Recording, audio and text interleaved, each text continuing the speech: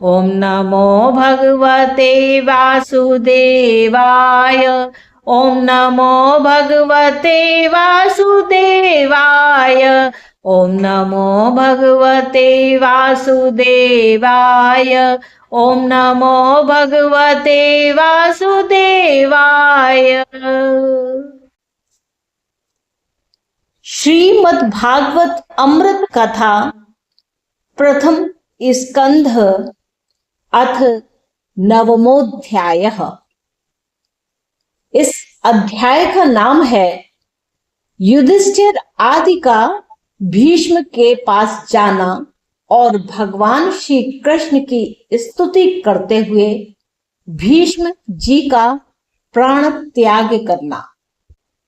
सूत जी कहते हैं, इस प्रकार राजा युधिष्ठिर प्रजा द्रोह से भयभीत हो गए।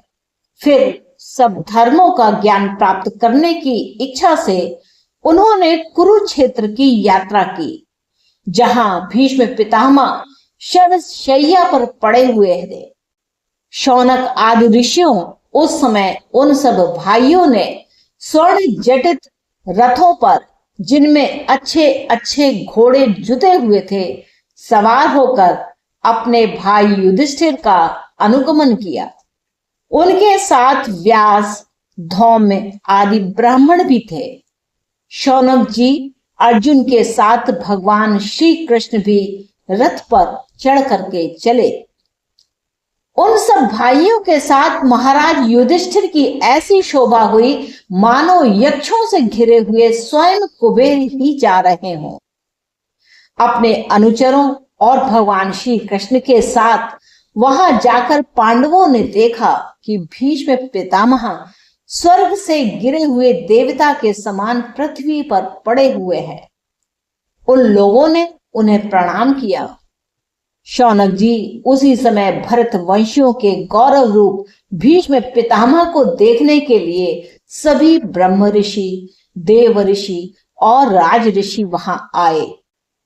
पर्वत, नारद, धौम्य, भगवान व्यास, बृहदश्व, भरद्वाज शिष्यों के साथ परशुराम जी, वशिष्ठ, इंद्रप्रमद, त्रित, गृत्समद, असित, कच्छिवान, गौतम, अत्रे, विश्वामित्र, सुदर्शन तथा और भी सुखदेव आदि शुद्ध हृदय महात्मा गण एवं शिष्यों के सहित कश्यप, अंगिरा पुत्र बृहस्पति आदि मुनिगण भी वहां पर पधारे। भीष्म पितामह धर्म को और देश काल के विभाग को कहां किस समय क्या करना चाहिए, इस बात को जानते थे। उन्होंने उन बड़भागी ऋषियों को सम्मिलित हुआ देखकर उनका यथा योग्य सत्कार किया। वे भगवान श्री कृष्ण का प्रभाव भी जानते थे, अतः उन्होंने अपनी लीला से मनुष्य का वेश धारण करके वहां बैठे हुए तथा जगदीश्वर के रूप में हृदय में विराजमान भगवान श्री कृष्ण की बाहर तथा भीतर दोनों जगह पूजा की। पांडव बड़े विनय और प्रेम के साथ भीष्म पितामह के पास बैठ गए। उन्हें देखकर भीष्म पितामह की आंखें प्रेम के आंसुओं से भर गई। उन्होंने उनसे कहा, धर्मपुत्रों, हाय हाय, यह बड़े कष्ट और अन्याय की बात है कि तुम लोगों को ब्राह्मण धर्म और भगवान के आश्रित रहने पर भी इतने कष्ट के साथ जीना पड़ा, जिसके तुम कदापि योग्य नहीं थे। अतिरथी पांडु की मृत्यु के समय तुम्हारी अवस्था बहुत छोटी थी। उन दिनों तुम लोगों के लिए कुंती रानी को और साथ साथ तुम्हें भी बार बार बहुत से कष्ट झेलने पड़े। जिस प्रकार बादल वायु के वश में रहते हैं, वैसे ही लोकपालों के सहित सारा संसार काल भगवान के अधीन है। मैं समझता हूं कि तुम लोगों के जीवन में ये जो अप्रिय घटनाएं घटित हुई हैं, वे सब उन्हीं की लीला है। नहीं तो जहां साक्षात धर्मपुत्र राजा युधिष्ठिर हो, गदाधारी भीमसेन और धनुर्धारी अर्जुन रक्षा का काम कर रहे हो, गांडीव धनुष हो और स्वयं श्री कृष्ण सुहृद हो, भला वहां भी विपत्ति की संभावना है। ये काल रूप श्री कृष्ण कब क्या करना चाहते हैं, इस बात को कोई भी नहीं जानता। बड़े बड़े ज्ञानी भी इसे जानने की इच्छा करके मोहित हो जाते हैं। युधिष्ठिर, संसार की ये सब घटनाएं ईश्वर इच्छा के अधीन है। उसी का अनुसरण करके तुम इस अनाथ प्रजा का पालन करो, क्योंकि अब तुम ही इसके स्वामी और इसे पालन करने में समर्थ हो। ये श्री कृष्ण साक्षात भगवान है। ये सबके आदि कारण और परम पुरुष नारायण है। अपनी माया से लोगों को मोहित करते हुए ये यदुवंशियों में छिपकर लीला कर रहे हैं। इनका प्रभाव अत्यंत गूढ़ एवं रहस्यमय है। युधिष्ठिर उसे भगवान शंकर, देवर्षि नारद और स्वयं भगवान कपिल ही जानते हैं, जिन्हें तुम अपना ममेरा भाई, प्रिय मित्र और सबसे बड़ा हितु मानते हो, तथा जिन्हें तुमने प्रेमवश अपना मंत्री, दूत और सारथी तक बनाने में संकोच नहीं किया, वे स्वयं परमात्मा हैं। इन सर्वात्मा, समदर्शी, अद्वितीय, अहंकार रहित और निष्पाप परमात्मा में उन ऊंचे नीचे कार्यों के कारण कभी किसी प्रकार की विषमता नहीं होती। युधिष्ठिर, इस प्रकार सर्वत्र सम होने पर भी देखो तो सही, वे अपने अन्य प्रेमी भक्तों पर कितनी कृपा करते हैं। यही कारण है कि ऐसे समय में, जबकि मैं अपने प्राणों का त्याग करने जा रहा हूं, इन भगवान श्री कृष्ण ने मुझे साक्षात दर्शन दिया है। भगत परायण योगी पुरुष भक्ति भाव से इनमें अपने मन लगाकर और वाणी से इनके नाम का कीर्तन करते हुए शरीर का त्याग करते हैं और कामनाओं से तथा कर्म के बंधन से छूट जाते हैं। वे ही देव देव भगवान अपनी प्रसन्न हाथ से और रक्त कमल के समान अरुण नेत्रों से उल्लसित मुख वाले चतुर्भुज रूप से, जिसका और लोगों को केवल ध्यान में दर्शन होता है, तब तक यहीं स्थित रहकर प्रतीक्षा करें जब तक मैं इस शरीर का त्याग ना कर दूं। सूत जी कहते हैं, युधिष्ठिर ने उनकी यह बात सुनकर शरशैया पर सोए हुए भीष्म पितामह से बहुत से ऋषियों के सामने ही नाना प्रकार के धर्मों के संबंध में अनेकों रहस्य पूछे।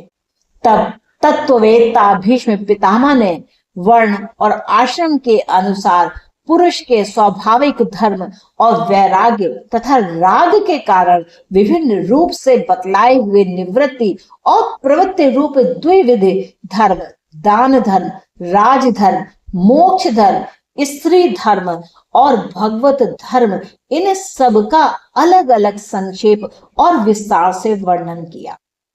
शौनक जी इनके साथ ही धर्म, अर्थ, काम और मोक्ष, इन चारों पुरुषार्थों का तथा इनकी प्राप्ति के लिए साधनों का अनेकों उपाख्यान और इतिहास सुनाते हुए विभागशः वर्णन किया। भीष्म पितामह इस प्रकार धर्म का प्रवचन कर ही रहे थे कि वह उत्तरायण का समय आ पहुंचा, जिसे मृत्यु को अपने अधीन रखने वाले भगवत परायण योगी लोग चाहा करते हैं। उस समय हजारों रथियों के नेता भीष्म पितामह ने वाणी का संयम करके मन को सब ओर से हटाकर अपने सामने स्थित आदि पुरुष भगवान श्री कृष्ण में लगा दिया। भगवान श्री कृष्ण के सुंदर चतुर्भुज विग्रह पर उस समय पीतांबर फहरा रहा था। भीष्म जी की आंखें उसी पर एकटक लग गईं।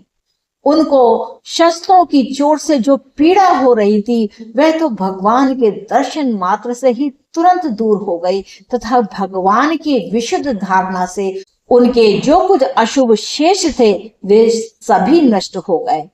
अब शरीर छोड़ने के लिए समय उन्होंने अपनी समस्त इंद्रियों के वृत्ति विलास को रोक दिया और बड़े प्रेम से भगवान की स्तुति की।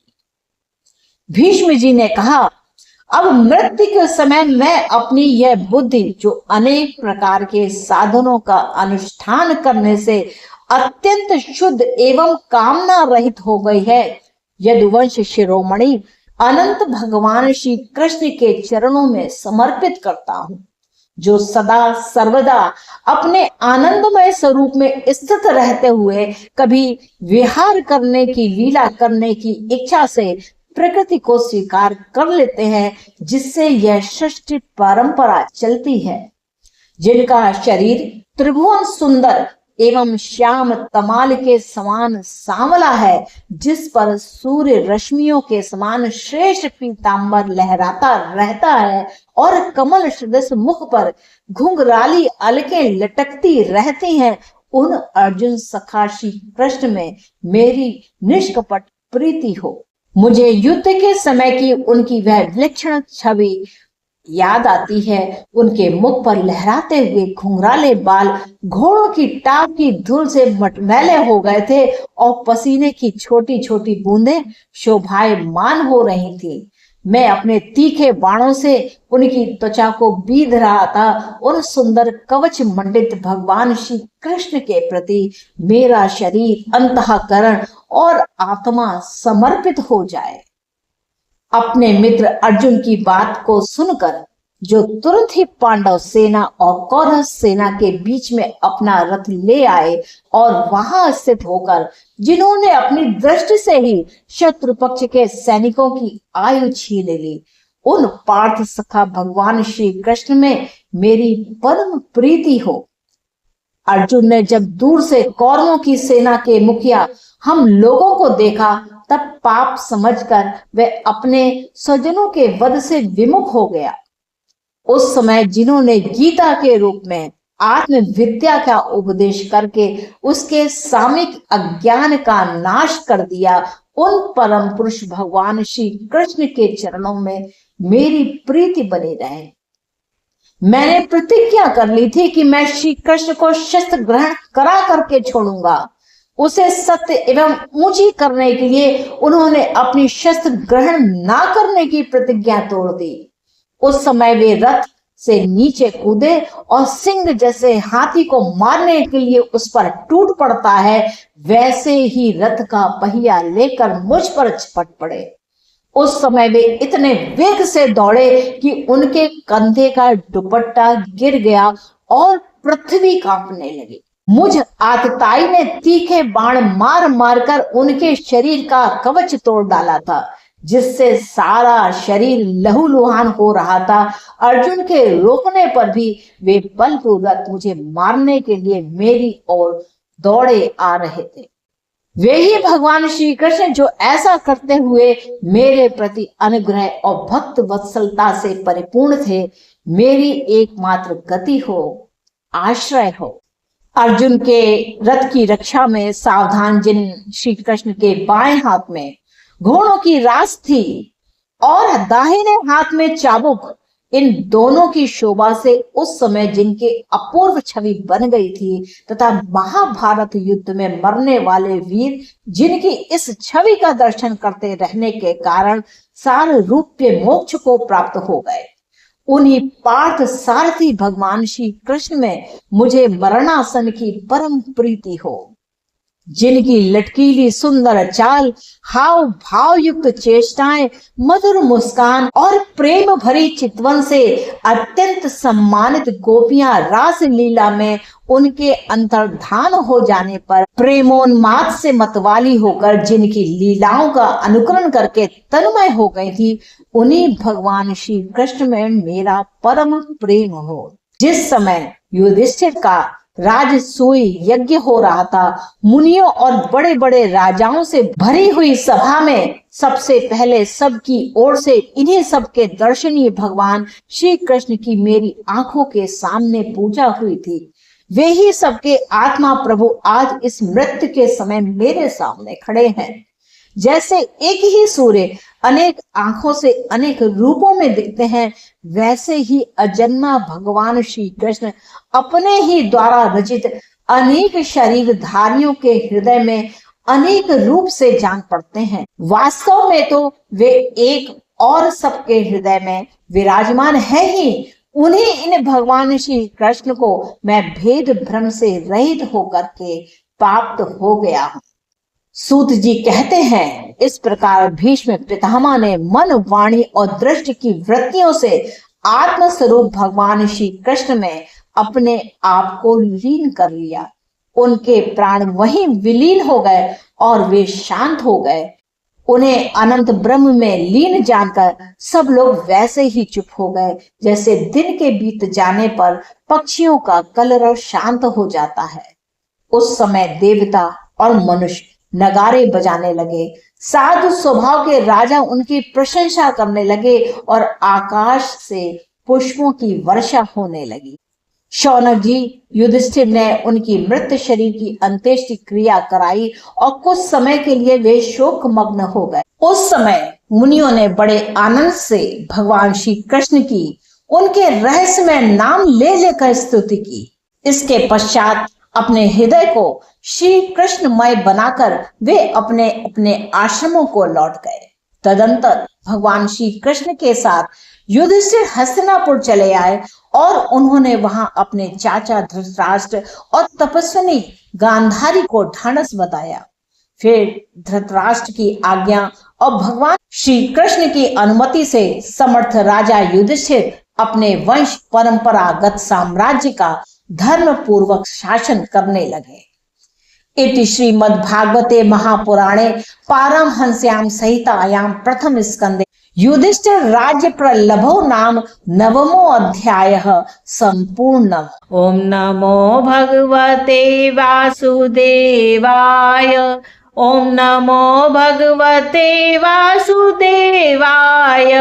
ओम नमो भगवते वासुदेवाय।